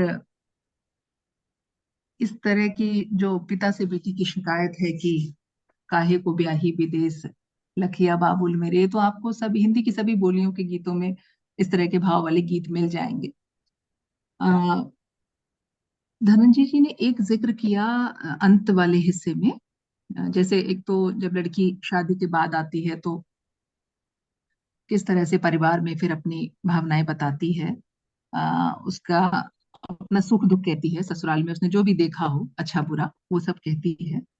और कभी कभी ऐसा परिवार मिलता है जहां उसको सुख नहीं मिलता, दुखी दुख होते हैं, लेकिन फिर भी वो जब एक दूसरे घर में चली जाती है तो उसके ऊपर दोहरी जिम्मेदारी हो जाती है। वो दो दो घरों को देख रही है, इसलिए दोनों घरों की लाज रखना उसकी जिम्मेदारी बन जाती है। और एक ऐसा गीत मिलता है जिसमें भाई जब अपने बहन के घर जाता है तो वो पहले सारे दुख बताती है अपने भाई को, और बताने के बाद वो उससे अनुरोध करती है कि इन बातों को, मेरे इस दुख दर्द को कहना मत माँ से जाके, क्योंकि उन्हें कष्ट होगा, या चाची से मत कहना क्योंकि वो माँ को फिर ताने सुनाएंगी, या पिता को मत कहना क्योंकि वो खींचेंगे। और इतना इतना उसका दुख है कि उसे सुन सुन के भाई भी बिल्कुल गमगीन हो जाता है, परेशान हो जाता है। अरे बहिनी के रोले भिजेला रे अचरवा, अरे भैला के रोले भी भिजेला रे रुमलिया। इस तरह के गीत हैं। और फिर भाई कहता है कि अगर मेरे बस में होता, अगर कांसा या पीतल से बदल सकता तो तुम्हारा भाग्य बदल देता और किसी अच्छे घर में तुम्हें ब्याहता। तो भाई भी अपने बहन के या अपने जो भी संबंध हो उनसे, उनके दुख से दुखी होते हैं और इस तरह के गीत हमें मिलते हैं। धनंजय जी ने अंत में जो जिक्र किया वो सचमुच बहुत मार्मिक चीज थी कि मृत्यु के समय स्त्रियां जिस तरह विलाप करती हैं, जिस तरह रोती हैं, उससे और जैसे आजकल का जो समाज है, जैसा कि वो जिक्र कर रहे थे कि आजकल के समाज में खासकर जो शहरी पढ़ी लिखी लड़कियां हैं वो उस तरह से रुदन नहीं करती हैं। और उन्होंने कहा कि इस तरह से रुदन की संस्कृति का विलोपन हो रहा है, और ये एक तरह से अच्छा भी कहा उन्होंने। तो इसे रुदन की संस्कृति का विलोपन तो नहीं कह सकते, लेकिन ये है कि हमारा परिवेश जैसे जैसे बदल रहा है, हमारे संदर्भ जैसे जैसे बदल रहे हैं, वैसे वैसे हमारी संस्कृति में भी बदलाव आ रहा है। और स्त्रियों का जो दुख है या पीड़ा है वो आज भी आंसुओं के माध्यम से निकल जाती है। बहुत सारे माध्यम है आजकल अपनी बात अभिव्यक्त करने के, लेकिन रोने से मन हल्का होता है ये तो हम सब स्त्रियां मानती हैं और इसका प्रयोग भी करती हैं। तो सचमुच बहुत अच्छा लगा मुझे सुन के। और मेरा एक अनुरोध है धनंजय जी से कि आप चूंकि इस विषय पर काम कर रहे हैं, बहुत ही अच्छा विषय है, मार्मिक विषय है, लेकिन इसके एक दूसरे पक्ष को भी देखिए। खासकर पुरुष ऐसे मौके पर क्या क्या महसूस करते हैं, उनको लेके उनकी क्या भावनाएं हैं, हमारे लोकगीतों में वो किस रूप में मिलती हैं, जहां वो अपनी बातों को, अपनी भावनाओं को आंसुओं के माध्यम से तो व्यक्त नहीं कर पा रहे हैं, लेकिन फिर भी उनके मन में जो कुछ उमड़ घुमड़ रहा है वो कैसे उन लोकगीतों में आ रहा है, ये भी पक्ष अगर सामने आएगा तो मतलब मुझे लगता है कि इसका एक दूसरा हिस्सा हम देख पाएंगे, इसका दूसरा पक्ष देख पाएंगे। कुल मिला के मैं बहुत ही मुझे मुझे बहुत अच्छा लगा। मैंने अपने आप को समृद्ध महसूस किया कि मैं एक नए चीज से रूबरू हुई। हालांकि मैंने लोकगीत पढ़े हैं, लेकिन इस तरह से रुदन की संस्कृति को लेके आपने काम किया, सच मुझे बहुत अच्छा था। तो बहुत बहुत धन्यवाद नयनतारा जी का और centre for women development studies का कि उन्होंने मुझे इस विषय पर धनंजय जी को सुनने का अवसर दिया और मुझे अपनी बात रखने का अवसर। नयनतारा जी। बहुत बहुत धन्यवाद मैम। धनंजय जी, आपको कुछ कहना है? बिल्कुल बिल्कुल, मैं कहना चाहता हूँ जैसा कि प्रोफेसर प्रीति सागर ने कुछ जो बातें रखी है, मैंने उनको पेपर भेजा था और पेपर में जो इन्होंने मुझे सलाह दी है, वो उनकी सलाह सर आंखों पे, और मैंने इस संदर्भ में सोचा भी है और उस पेपर में मैंने चर्चा भी की है कि उस वक्त पुरुष की जो प्रतिक्रिया है वो प्रतिक्रिया उस पेपर में है। और अब जब मैं सुना रहा था श्रीमती रीता संत का जो टिप्पणी थी, उस टिप्पणी में कुछ जो सिर्फ स्त्रियों की ही टिप्पणियां नहीं थी, बल्कि वो टिप्पणियां पुरुष भी किस तरीके से उसके रुदन पे किस तरीके से वो अपनी प्रतिक्रिया जाहिर कर रहे हैं, तो उनके दुख में वो शामिल हो जाते हैं। एक तो वहीं पे है, और दूसरी ये कि मेरे वक्तव्य में जो विरोधाभास उन्हें दिखाई दिया, हो सकता है क्योंकि इतने कम समय में पेपर और ये विषय इतना विशद है कि संस्कृति, चूंकि मैं भी मानता हूँ कि संस्कृति एक आयामी नहीं होती, बहुआयामी होती है, और उसके जो स्वर होते हैं वो सिर्फ एक तरफा नहीं होता, कई दिशाओं से होकर के जाता। मैं उसी तरीके से मैं अपनी बात रखने की कोशिश किया था, शायद मेरी बात एक तरफा चली गई हूँ। मैं ये मानता हूँ कि वहाँ प्रतिरोध का स्वर भी है, परंपरा का अनुपालन भी है।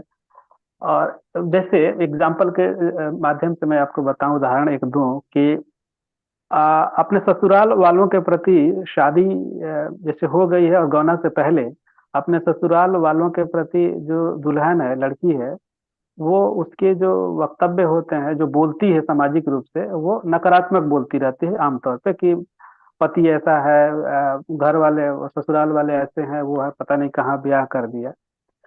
लेकिन इसका मतलब यह नहीं है कि वह विवाह की जो व्यवस्था, विवाह संस्था है, उसका वह प्रतिरोध कर रही है या विवाह नहीं करेगी इसकी भी बात वो नहीं कर रही है। तो परंपरा अनुपालन के रूप में ही कुछ इस तरीके की प्रतिक्रियाएं होती हैं, जो आप उन प्रतिक्रियाओं को आप हो सकता है कि कुछ प्रतिरोध के कुछ अंश देख लें। जो प्रतिरोध का स्वर जो है वो कई लेवल, कई स्तर का भी हो सकता है, मात्राओं का हो सकता है। मुझे ऐसा लगता है प्रतिरोध के अलावा वहां पे कई बार उसी संस्कृति में, उसी उन्हीं लोकगीतों में या लोकगीतों में कहीं नहीं भी आया तो उनके संस्कार में इस तरीके से कुछ ऐसी चीजें हैं जो आनंद भी करती हैं, और एक परिवार, दो परिवारों को जोड़ने के बाद समाज विज्ञान ने इस पर ध्यान दिया है। लेकिन ये वाला जो हिस्सा है, उनके विलाप करने वाला हिस्से को साहित्य ने थोड़ा दिया है, समाज विज्ञान उस तरीके से नहीं दिया है। क्योंकि इसको लेकर के एक ऐतिहासिक जो संदर्भ होता है उसको एक देना पड़ता है, एक समय और एक भूगोल में प्रतिष्ठित करना होता है। तो समय और भूगोल में प्रतिष्ठित करना बहुत चुनौती भरा काम होता है और बहुत आसान नहीं होता है। तो कब से कब कौन सी ऐसी प्रवृत्ति आई जो यहाँ इस संस्कृति में समा गई, और इसको समझना आमतौर पे लोग जो है वो कहीं कहीं उस पर बड़ी धुंधला होता है, उसको खोजना और बहुत मशक्कत करनी पड़ती है। तो ये एक भी, ये वाली यह भी एक बात है। दूसरी ये बात है कि जो स्त्रियों के जो रुदन वाली जो बात मैं जो टिप्पणी करना मतलब मैं छोड़ दिया था, एक दौर में इस देश में सती प्रथा भी रही है और उस वक्त का भी विलाप रहा है। तो वो विलाप कुछ इस तरीके, मेरे सवाल भी है कि वो उनका विलाप क्या लोकमानस में क्या लोकमानस से भी वह जुड़ता था, तो वो किस तरीके का होता होगा वह विलाप, क्या वह वैसा विलाप आ पाया हमारे सामने। राजस्थान में रुदालियों को लेकर फिल्म में कुछ आती है, लेकिन उस पे काम अभी तक उस तरीके से नहीं हो पाया है। तो उन रुदालियों का जो सचमुच की जो रुदाली हैं, जो अपने घर की जो है, वो उनमें कितना फर्क होता है, इस कुछ इस तरीके की टिप्पणियां हैं। तो कुछ इस तरीके की चीजें हैं। और एक और बात मुझे ध्यान आ रही है जो स्मृति के माध्यम से मेरी स्मृति है। जो ये लोक में जो रुदन की जो संस्कृति है, वह सिर्फ उस वक्त ही नहीं होती है जब बेटी विदा हो रही है, बल्कि जब गुड़िया का खेल खेलती हैं छोटी छोटी बच्चियां, तो उस गुड़िया को भी शादी कराती हैं और उस गुड़िया के खेल में ही वो खुद ही विलाप करने लगती हैं। यह भी मैंने देखा है बचपन में। एक और चीज आता है कि जो गाय भैंस की जो चरवाही होती है, तो मुझे याद आता है मैं बचपन में मैं गया हूँ, मुझे वो मौका मिला है। तो मैं गया हूँ तो वहां पे इस तरीके की शादियां, कुछ जो लड़कियां हैं उसमें कोई सास बनी है, कोई बहू बनी, कोई दुल्हन बनी है, कोई लड़का दुल्हा बना है। तो इसमें वो सारे संस्कार, विवाह जैसे जो संस्कार होते हैं, सारे गीत उसमें सबसे मजबूत जो पक्ष होते थे वो गीत वाले होते थे। और वो लड़कियां एकदम हू बहू वही सारे गीत गाते। बेटी की विदाई हो रही है तो वो सारे गीत वैसे ही गा रही है, कहीं भी इतर मतलब कतर बेवत नहीं, एकदम हूबहू वही गीत गाया जा रहा है।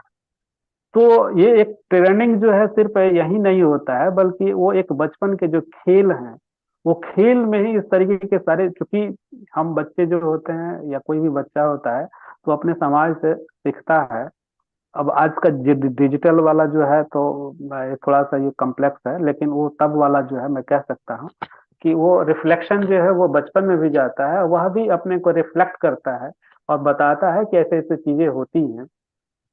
तो वो खेल भी जो हैं वो उनको प्रशिक्षित कर देते हैं।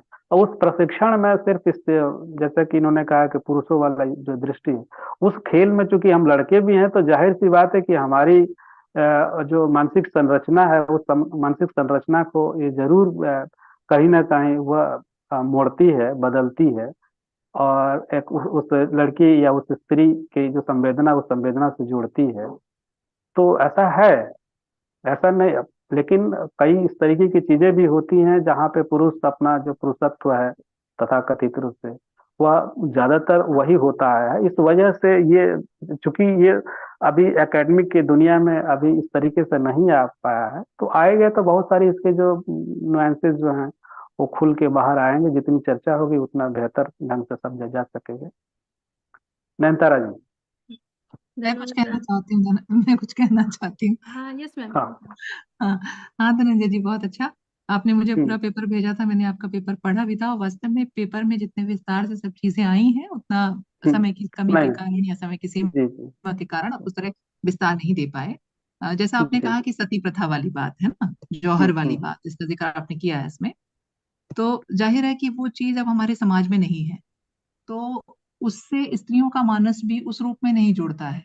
अगर वो जैसे वो लोकगीत हम सुनेंगे भी, तो उस तरह की संवेदना हमारे अंदर पैदा नहीं होगी कि उसको सुन के रुदन आ जाए। जैसे आपने कहा कि बचपन में लड़कियां खेलती हैं या गुड़िया का खेल खेलती हैं, ये खेलती हैं, तो उसमें बिल्कुल वैसा ही अभिनय करती हैं एक तरीके से वो, कि जी वो जी। बिल्कुल जीवन का यथार्थ लगने लगता है। जी जी। मुझे याद है कि जब मैं छोटी थी, तो जी जब मैं इस तरह के प्रसंग देखती थी कि लड़की की विदाई हो रही है और सब औरतें जोर जोर से रो रही हैं, तो मुझे बहुत आश्चर्य होता था कि ये सब रो रही हैं, मेरी जब शादी होगी तो मैं तो रोऊंगी नहीं, मैं क्यों रोऊंगी। लेकिन जैसे जैसे मैं बड़ी होती हुई मैंने उसको महसूस किया कि मतलब अपने आप से ही उस समय आंखों से जी। आंसू झरने लगते हैं, और हम जितना ज्यादा हम उस परिवार के करीब होते हैं, हमारा उससे जी। जितना निकट का रिश्ता रिश्ता होता है, उतना ही ज्यादा हमारी संवेदना उमड़ उठती है, और हम मतलब अपने आप ही रोने लगते हैं, या फिर ऐसे ही मृत्यु का प्रसंग हो सकता है। जैसे हम जब किसी के घर जाते हैं कोई ऐसी घटना सुन के, तो मतलब फॉर्मली हम कि ऐसा हो गया, चलिए भगवान आपको धैर्य दे, ये सब कहते हैं। लेकिन अगर हमारा उससे निकट का संबंध है, तो हमारा अपने आप से उसकी संवेदना हमारी जुड़ जाएगी, और हम हमारे आंखों से बरबसी आंसू आ जाएंगे। तो ये उस पर भी निर्भर करती है। दूसरा, जो आपने एक चीज कही थी ना, बीच में आपने अपने पेपर में कहीं लिखा है, और आपने उसका जिक्र भी किया कि जैसे मतलब ये एक ट्रेनिंग के रूप में आप देखें अगर इसको, तो कि जब वो ये वाली प्रक्रिया होनी है, गौने की प्रक्रिया, उससे पहले जो औरतें रोती हैं अपने घर में, आपने लिखा है कि वो कुछ स्त्रियां ऐसे रोती हैं कि ऐसा लगता है कि वो खाना भी नहीं खा पाएगा, कोई आधा ही खा के उठ गया, कोई ऐसा कि अरे मतलब ऐसा नहीं लग रहा है कि अंदर से रो रही है, बस ऐसे ही जी। दिखावा टाइप का कर रही है ना, फील नहीं हाँ, कर रही, ऐसा फील करके ऐसा नहीं रो ऐसा। रही है।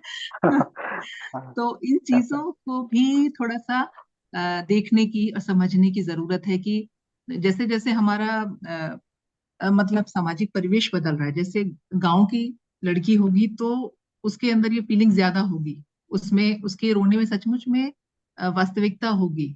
और जैसे जैसे हम इसको शहरों की तरफ सरकाते जाएंगे, तो वहां पर उसमें बनावटीपन आ जाएगा, उसमें फॉर्मेलिटी आ जाएगी, मतलब परंपरा का निर्वाह वो कर रही होंगी, लेकिन अ, वही चीजें अपने आने वाली पीढ़ी को शायद ना सौंपे।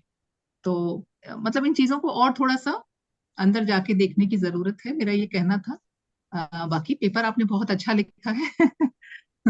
और अगर पुरुष नजरिए से भी उसको देखेंगे, तो वहां पर भी और चीजें खुलेंगी, हमें ऐसी चीजें और मिलेंगी। जैसे स्त्रियों के बहुत सारे लोकगीत हमारे सामने ऐसे आते हैं जिनमें वो अपनी बात कर रही हैं या अपना प्रतिरोध दर्ज कर रही हैं, कहीं कहीं प्रतिरोध के रूप में भी वो दिखाई देता है। लेकिन पुरुष भी उस स्थिति में कैसा महसूस कर रहे हैं, क्योंकि लोकगीतों में तो ये जो भी लोकगीत हम सुनते हैं वो तो लोक का सृजन है, उसमें स्त्री भी होंगे पुरुष भी होंगे, तो वो किस रूप में आ रहा है वो भी सामने आएगा, तो इसका एक और दूसरा पहलू खुलेगा। ऐसा मेरा अनुरोध था आपसे। बाकी पेपर आपका बहुत अच्छा है। जी। जी बहुत नयनतारा बहुत जी। धन्यवाद मैम। और कोई सवाल है तो प्लीज पूछ सकते हैं। हेलो। यस, पूछिए। हेलो। यस यस, आपकी आवाज हाँ आ रही है। हाँ हाँ। धनंजय जी, बहुत बहुत आपका धन्यवाद। इतना आपने एक जो अनछुए पहलू पे आपने ध्यान आकर्षित किया है हम लोगों का। मैं जी।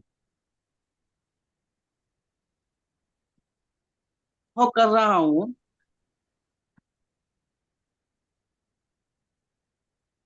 आपकी आवाज नहीं आ रही है योगेश आपकी जी। आवाज नहीं आ रही। हेलो, आ रही हाँ। आवाज? अब आ रही है। हाँ, मैं देख रहा हूँ कि जो रुदन संस्कृति का संदर्भ मैं एक संसाधनगत और अधिकारितागत संदर्भों से भी मैं जोड़कर देख रहा हूँ। क्योंकि जैसे ही संसाधन संपन्न समाज में मैं वो आगे हम बढ़ते हैं, तो वैसे वैसे उस चीज की जो उसमें क्षरण होता है उस तरीके की भावनात्मक संस्कृति में, और उसकी जरूरत भी नहीं है। जो समाज जितना ही दुख दर्द से सना हुआ रहता है, उस समाज में उतनी ही ज्यादा भावनात्मक स्थितियां औरतों में हमने पाया है। इस रुदन संस्कृति को भी मैं उसी तरीके से देख रहा हूँ। मैं भी अपने गांव मोहल्ले से, गांव से होकर जहां से आकर देखता हूँ। वहीं जब आगे बढ़ते हैं, हम मिडिल क्लास में और एलिट क्लास में चले जाते हैं, तो चूंकि शादियां बहुत दूर दूर होती थी, आना जाना बहुत मुश्किल था, तो पुरुष नहीं रोते थे ज्यादा, महिलाएं ही रोती थी। तो लेकिन अब वैसा मामला नहीं है। यातायात के साधन हो गए, महिलाओं के पास भी अब इनकम होने लगे हैं, तो वो भी अपने आप को अधिकार संपन्न बना लेने लगी है। तो जो महिलाएं अधिकार संपन्न होती जा रही हैं, शिक्षित होती जा रही हैं, उनमें स्वतः इन चीजों में कमी आ रही है। तो मैं बस उसको इससे जोड़ना चाहता था। धन्यवाद। ठीक बोलना है, आपका पॉइंट पैदा होता है। योगेश जी, आपका अ, पॉइंट वैलिड है। थोड़ा एक कहना, आजकल हमारे समाज में, मैं कुछ कहूँ क्या? जी हाँ मैम। हाँ, बोलिए। क्या मैं कुछ बोल सकती हूँ? जी जी जी मैम। हाँ, मैं ये कह रही थी कि योगेश जी ने जो सवाल किया या जो अपनी टिप्पणी की, वो अपनी जगह बिल्कुल सही है कि आजकल स्त्रियों के पास आर्थिक शक्ति भी है। लेकिन यहाँ पे ये सवाल पैदा होता है ना कि उस उन आर्थिक समृद्धि का इस्तेमाल करने का निर्णय उनके पास कितना है।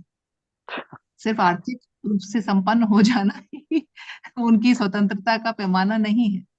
हाँ, उसको विस्तारित देना है। वही हम हाँ, केवल यही जोड़ रहे थे केवल कि जैसे जैसे थोड़ा सा बहुत भी, जैसे ही महिलाएं सशक्त होती जा रही हैं, हल्का भी, तो वो उस तरीके की चीजों में उनकी जो अपनी कमजोरी है उस पर नियंत्रण होता जा रहा है। कहने का संदर्भ ये है। तो जिस तरीके से जैसे अभी भी गांव में, चाहे हम लोग भी देखते हैं कि संपत्ति माँ के नाम पे है, भाई औरतों के नाम पे है, चाहे बहन को जैसे मैंने अपनी कुछ संपत्ति दे दिया, लेकिन अल्टीमेटली इस्तेमाल कौन करेगा? तो उन महिलाओं को उस तरीके से शिक्षित और निर्णय लाने की क्षमता तक उनको हमें सशक्त करना होगा कि वो अपनी संपत्ति का, अपने नॉलेज का इस्तेमाल एक बराबरी के तौर पर कर सके पुरुषों के साथ ही। मैं यही कहना चाहता हूँ बस। जी जी। ठीक। जी बिल्कुल। और कोई सवाल है? चलिए, बहुत बहुत धन्यवाद आप सबका। आज के इस संवाद सत्र में अपना महत्वपूर्ण व्याख्यान देने हेतु मैं डॉक्टर धनंजय सिंह एवं परिचर्चा हेतु प्रोफेसर प्रीति सागर जी को CWDS की तरफ से बहुत बहुत धन्यवाद देती हूँ। इसके साथ ही संवाद श्रृंखला के आज के कार्यक्रम से जुड़े सभी श्रोताओं को भी CWDS की तरफ से बहुत बहुत धन्यवाद, और उम्मीद करते हैं कि आप इसी तरह जुड़ते रहें। बहुत बहुत धन्यवाद आप सब। मैं कुछ बोलना धन्यवाद चाहता हूँ। तारा जी। सबसे मैं प्रोफेसर प्रीति सागर को धन्यवाद देता हूँ, आभार प्रकट करता हूँ कि उन्होंने मेरे पेपर पर और कुछ अपने तरफ से जो टिप्पणियां उन्होंने रखी है मेरे लिए मानीखेज हैं, और मैं उनका आभारी हूँ कि उन्होंने इसके लिए खुद को राजी किया और समय दिया। उनका बहुत आभार। और इंदु मैडम जुड़ी हुई थे, उनको मैं आभारी हूँ कि वो उन्होंने मुझे सुना, और मैं देख रहा था टिप्पणी उन्होंने रखी है अपने लिखित रूप से, तो जरूर मैं इस संदर्भ में और कुछ उसको जोड़ने की कोशिश करूंगा। शुक्रिया मैडम। बहुत बहुत धन्यवाद।